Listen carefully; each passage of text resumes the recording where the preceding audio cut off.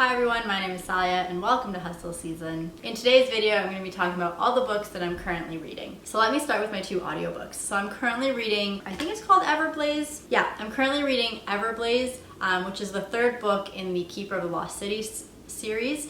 So I actually read that book a while ago because Books and Caffeine really liked it, and then I decided to read the second one because a lot of viewers were telling me that I should continue and it gets better, and here I am reading the third one. And I will say, although I didn't love the premise and the story, or actually that's not true, I liked the premise, I didn't love the execution. So although I didn't love the execution, something about these books are just very addicting. And maybe it's like the instant gratification, but you just know what you're getting into. Yeah, I don't really expect much of it. And I think too, because it's the third book, it's kind of like season 3 of a TV show where it just hits that sweet spot and like it knows what it does well and it leans into that. And I feel like the third book is kind of doing that. So I'm really enjoying my read or my listen to. It's also like the perfect audiobook because I don't really care about the details of the story. I'm just like here for the ride. So if I stop paying attention for 5 minutes, or that's a lot, if I stop paying attention for like 10 seconds, I'm not super lost. I listen to it on my ride to work and back from work. So yeah, I'm really enjoying that read. The second audiobook that I'm reading is called, oh my god, The 5 Levels of Leadership by John C. Maxwell. I don't usually listen to self-help books, but I have been trying to get into books about leadership and books about like working with other people and just kind of like career stuff. I guess what spurred me to kind of pick up a book about self-improvement was that lately I've been listening to a podcast called The Ground Up Show, which is made by some guy who's a YouTuber who just makes podcasts about how to live a better life and how to be a better person. Well, I don't love all of the episodes, and there are definitely some episodes that are super bro-y and don't always apply to me. I think it's so interesting that he'll just bring on these people and they just talk about their inspirations and their motivations and what they've learned, and it's just kind of general life advice in residency and in medicine in general, but honestly probably any job this relates to.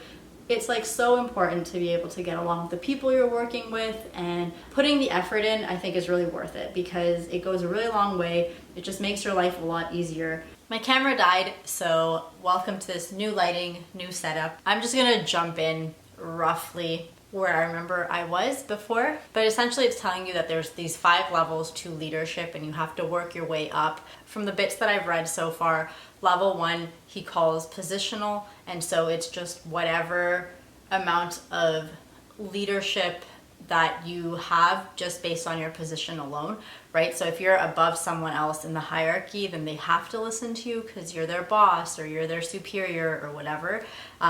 Whereas level 2 would take it one step further so that you've actually built a relationship with that person, and if they choose to do something for you, it's because they actually genuinely like you or they care for you, as opposed to just having to do it because you're their boss. That's where I'm at with that book. I haven't read about the rest of the levels, otherwise I'd give you all those secrets as well. Also, I won't get into it, but I think in general a lot of women are not taught these skills comparatively to men, and these sort of soft skills also are taught more to people with privilege or to people, at least from what I've seen in medicine, if you come from a family of a bunch of doctors or whatnot, you already know how to play that game, whereas if you don't, then you have to kind of learn these things that seem obvious to other people. And yeah, I'm just really into leadership these days is I guess what I'm trying to say. But anyways, let's move on. Let me get my 3 physical books. Book number 1, The Wicked Fox by Kat Cho. That's a lie, it's not The Wicked, it's just Wicked Fox by Kat Cho.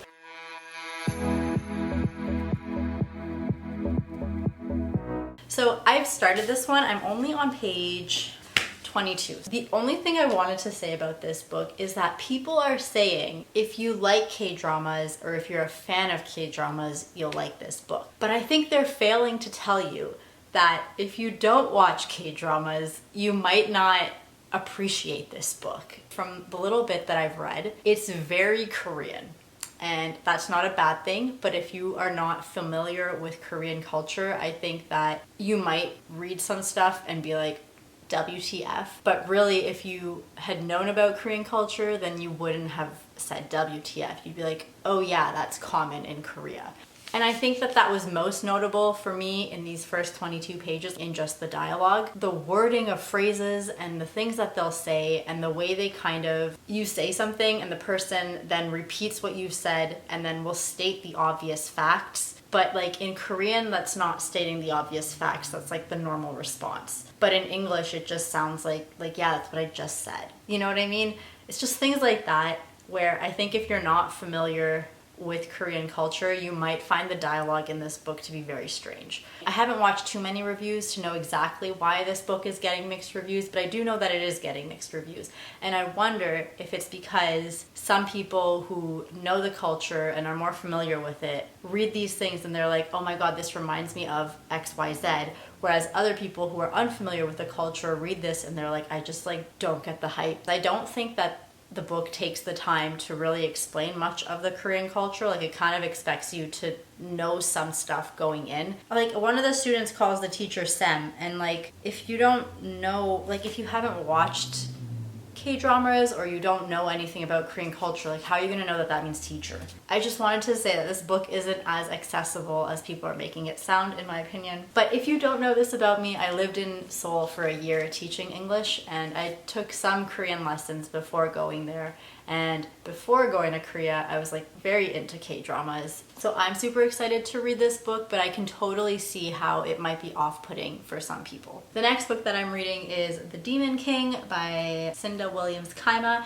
And this one I'm buddy reading with Isabel, and I'll link her channel down below, but you should already be subscribed to her. But yeah, that's really cool. So we've had like 2 meetings now so far, and this is my very first like official YouTube buddy read. So that is super exciting.